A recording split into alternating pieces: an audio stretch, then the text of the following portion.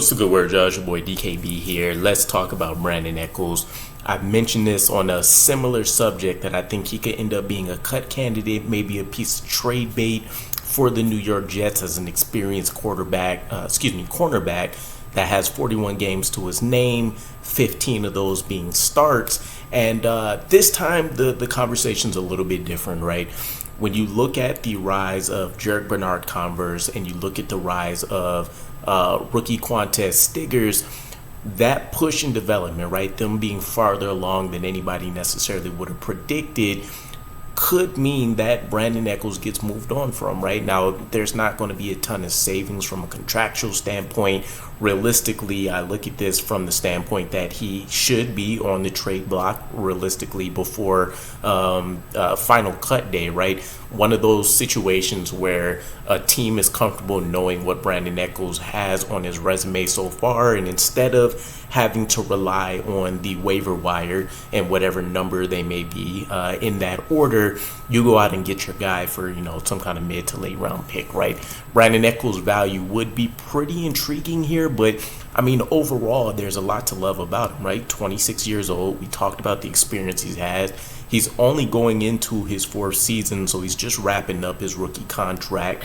He is pending suspension right now, but I don't think it'll be anything drastic. And it seems like the league is still dragged their feet on this, right? I don't believe we've seen a ruling on this the last time since I've checked, but 3 interceptions under his belt, 13 pass breakups, 2 tackles for loss over his career, but he has seen a dip since drafting Sauce Gardner, since bringing in DJ Reed. Obviously, MC2 has the slot nickelback role locked up, so he only saw 15% of the snaps last year, and I think the number was like 147 snaps, right? So I would be extremely comfortable myself looking at Stiggers, looking at JBC and saying I could divide that up between these two guys, and production is probably similar right now. Brandin Echols' big selling point was that he brought a ton of athleticism to the position.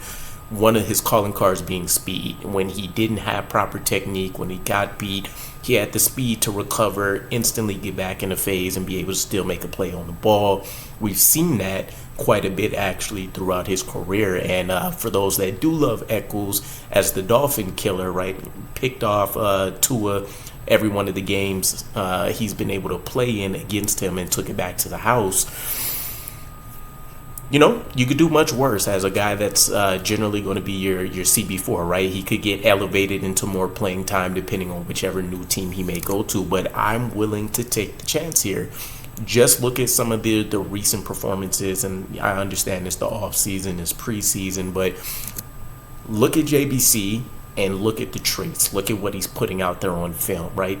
Almost every single play has more positive than negative with it in terms of coverage, eye discipline, being able to even go out there and make a play on the ball, play through the hands, tackling ability, run support. There's a lot to really like, and you feel like he's one of those guys that can develop on the fly, and I say that because he wasn't healthy last year.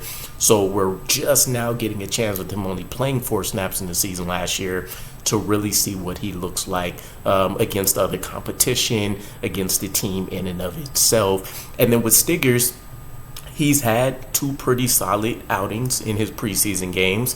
His training camp report has been pretty glowing, right?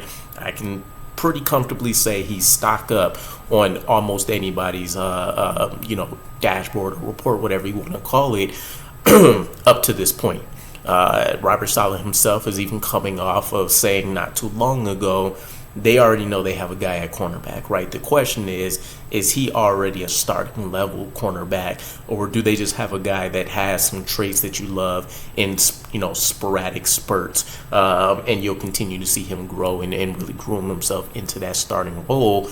You guys know my affinity for Stiggers. I love cornerback play in general, so I'm loving what I'm seeing out of both of these gentlemen. But we're stacking up to look really good and really strong in the secondary once again, with Tony Adams holding down the fort, Chuck Clark, Ash Davis rolling things around. I would seriously consider making it. I guess teams don't make open announcements during the preseason necessarily unless it's a star player, right? But I would let it be known Brandin Echols could be had prior to the waiver wire, and I'm sure there would be plenty of teams willing to jump on it when you imagine the premium on secondary talents with teams finding ways to go out there and get, two number one caliber players, right? You can look at the Jets now. You can look at the Bengals.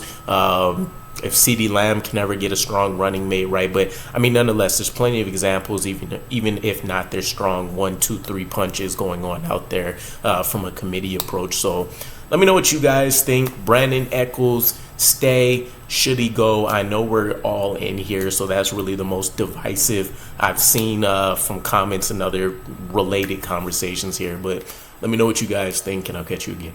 Peace.